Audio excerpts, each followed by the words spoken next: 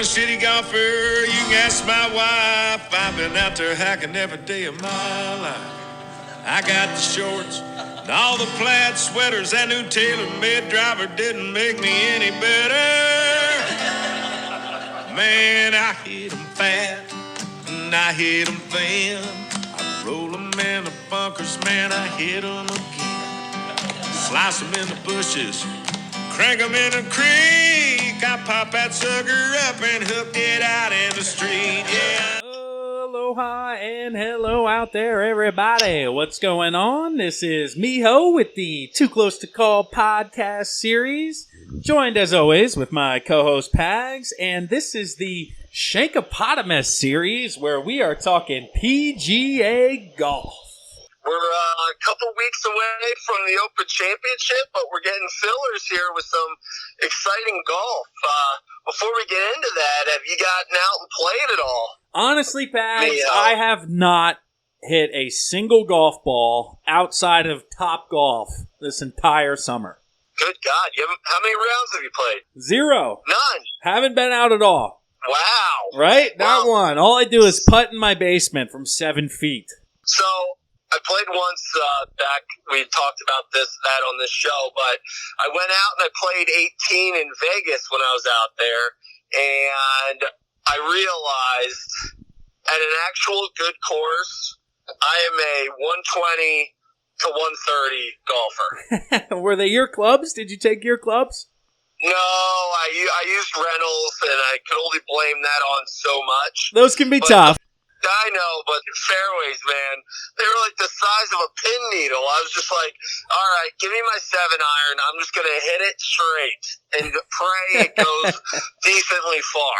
That's what I'm saying when we talked about the U.S. Open shrinking the fairways, man. Imagine that times, 2 or 3, even smaller. It's like, good God, these guys just throw this ball wherever the hell they want it. And I'm just terrified every time I hit in the rough that I'm going to see a freaking snake. So I was all over the place. Mentally, you weren't there. But thanks for tuning in to this podcast because it's been 3 or 4 weeks or so. I believe the last time we talked to you guys was Woodland winning the U.S. Open. So we've had 3 tournaments since then. Why don't we hit them in order here? It looks like the Travelers Championship up in Connecticut was the week after the Open, and you could tell it was the week after the Open based on the top of the leaderboard, man. Only a few of these names I'm recognizing, and the winner, Chez Reavie, is not one of them. No. I'm like looking, I got Keegan Bradley, obviously, Bryson DeChambeau, Jason Day, Tommy Fleetwood, but other than that, man, it was bare, and I guess that's standard after a U.S. Open where the guys got just dominated the course, so Chez Reavie. Shout out Chez Reavie. Went to Arizona State, 37 years old. It was his first win on PGA Tour. He's played in 22 events, 5 top 10s, 1 win. So shout out Chez, the Arizona State alumni, showing out. I don't know if it's because we just started doing this podcast or what, but it seems like these no-names are winning all these tournaments, and I just don't... Is that how it is every year? It is not, man, honestly. Like, scrolling through it. So, real quick, we'll get into each of them. But Nate Lashley won the Rocket Mortgage the following week. That was his first win on tour. And then Matthew Wolff won his first event in the 3M this past week. And he was the 11th guy to win his first championship or first tournament on the PGA Tour. And think about it, dude. The 1 year Tiger Woods won 5 times. I think last year DeChambeau won 5 or 6 times. And literally it's 11 people who have won 1 time. It's insane, the parity. I don't know if it's just different guys playing good golf or what the hell's going on, man. I mean, if you're a gambling man, you've lost a ton of money on the sport of golf. No doubt. No one had Chez Reavie taking home the Travelers Championship. I can guarantee that. That's it, man. And like Nate Lashley wins the Rocket Mortgage, 36 years old. So again, not another spring chicken with his first win. He's only had 2 top 10s in his career. And then the next week in the 3M, he misses the cut. So what the hell happens that Nate Lashley for 4 days is just throwing darts at the Rocket Mortgage in Detroit, Michigan at 25 under, 63 twice throughout the weekend, and then the next week can't even make the cut. Like, how does that happen? Easy. You win $1.3 million and you go out and you freaking rage. And you're like, oh shit, I gotta play the next week.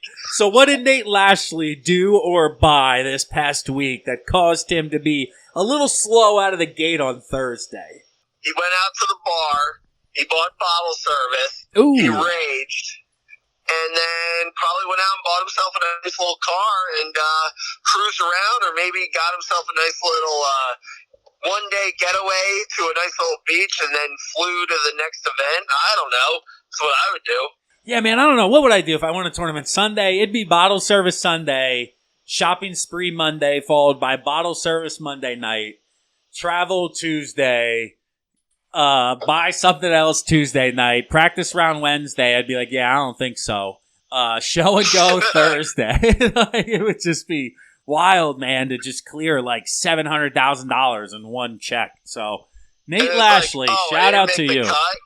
He didn't make the cut the next week. Yeah. Sweet. Yeah. Let's go party. Oh, that's right. More days to party. I got the weekend free. I didn't want to work the weekend anyway. 4th of July weekend, ballin'. Oh, my God, dude. But the latest tournament, and the one that I caught the most of in person, watching on TV, was the 3M Open. And the top 3 guys watching on Sunday, it was a ton of low scores on Thursday, Friday, and Saturday. So you were hoping the good golf would continue, and you had mentioned and asked about a playoff or looking at something coming down to the wire, and this tournament sure delivered for you. They did, and I just can't imagine going through Bryson DeChambeau's head after he eagles 18 to give himself the lead, and this Matthew Wolff guy, and then he eagles 18, and it's like, oh my God, what dude. the hell just happened? Yeah, man, you got to set the scene. It was wild. Coming down the stretch, DeChambeau starting 18, one behind the leaders who are on 17, and bombs a drive down the fairway, which leaves about 200 yards on a par 5 in, where he hits this iron shot. And I love how they have the trajectory that shows you the ball. This ball must have curved 20 yards. He started this thing out so far to the right over the water. It comes back, lands on the green, and doesn't that son of a bitch just bounce once and stop within like 10 feet, 8 feet, or whatever it is. And all of a sudden, he's got an 8-footer to take the lead on the last hole on the golf course. And I'm going, are you kidding me? These kids have been winning all day, and he's just going to walk up on the biggest shot of the weekend and pluck it to like 8 feet, sinks the putt. These guys know it's happening because they're behind him now on 18. Both of them put it in the fairway, so they're watching these guys finish in front of them, knowing now eagle to win, birdie to tie. And I'm sitting here going, oh man, we're going to have a 3-way playoff, and we're going to play 18 again. This is going to be amazing. Matt Wolff goes first, hits his. He is right up against the lip of the fringe. So on the green, great golf shot. Has a look at eagle. Difficult shot, though. Colin Morikawa, another guy fresh out of college. I mean, these guys were literally graduating a month and a half ago, and now they're on Sunday coming down the stretch at the PGA Tour. He puts it on the green. However, he's above the hole, which is a more difficult putt downhill as opposed to uphill. However, it is a makeable good-look putt. So these two guys now have shots to win the tournament, and if they miss, at least it'll be a tap-in for the tie. And doesn't this guy leaves the flag in from right off the fringe, hits this putt, dude. I was thinking of you because I was like, oh, that's got Pags' pace written all over it. Coming in hot to the hole. Bangs the stick, drops down, and I'm like, oh, no way, dude. Like you said, DeChambeau went from so fired up to just like, oh, he made it? Unbelievable. Like, it was crazy to watch. Just the pressure golf shots these guys hit and execute on is just, oh my God, it's unbelievable. Matthew Wolff, he's not going to have another experience unless, he's still got a ways to go in his career, but you're not going to have an experience like that probably ever How about coming that guy's? into the rest of your college life. How about his goofy ass golf swing too, dude? With his like little like twitch thing, lean in he does before he goes. I'm like, this dude looks like he's twitching and he can't even help it. And all of a sudden he's like twitch and go. And I'm like, what? That's a thing? He does that on purpose? Goofy as hell. Oh my God, yeah, I'm just gonna start doing that here. Since I haven't played it all this summer, it's gonna be my new swing. I'm gonna mimic Matt Wolff and I'm just gonna like twitch really hard before I swing every time.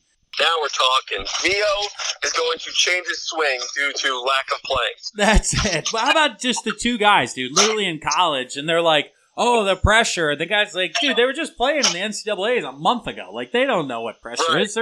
They keep winning tournaments. Oh, I play, I win? Duh. That's what I do. Like, yeah. What? How is it that easy for some human being? I don't know, man. It's crazy, though. And it sure does make Sundays fun when there's a golf tournament like that coming up. So, the Open's coming. Do you have early favorite for anybody to throw a little bit of money on? I mean, if you're not taking Brooks Koepka, I think you're an idiot.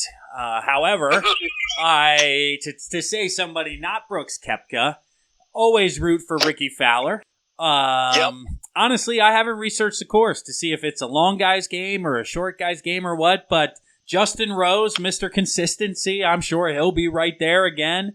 He's always there. He just doesn't go away. He doesn't win most of the time, but he's always right there. So if you're taking like a top 10 bet, Mr. Rose, I think, would be a good one for you. You obviously got to go Koepka until I learn more about the odds around the course and things like that, just because, I mean, the guy has called his shot, and it's the only one he doesn't have. So I think he's going to be more motivated than ever. Well, next week we'll dive into that after the John Deere Classic breakdown, and there you go. We'll have our favorites for the Open Championship. I like it. But for now, send us your golf videos. Call into our hotline with your golf stories. I know the viral video these days is to have somebody swing and then you run them over with a golf cart. I don't know what the hell that's all about, but if you do it, send it to us. Call us about it. Let us know your best story, and we'll get you guys on air. Get you some runtime here. Give you a little 15 seconds of fame with the Too Close to Call cast. Call us after you just doink the one into the water and give us your reaction, because I love that. Yes. We are going to be calling live coming up at these bachelor parties in the near future. Oh, no doubt. Golf reaction. No doubt. So, For sure. We appreciate you guys listening out there. Shankapotamus, Too Close to Call. As always, we will talk to you guys next week. Later, guys. Peace.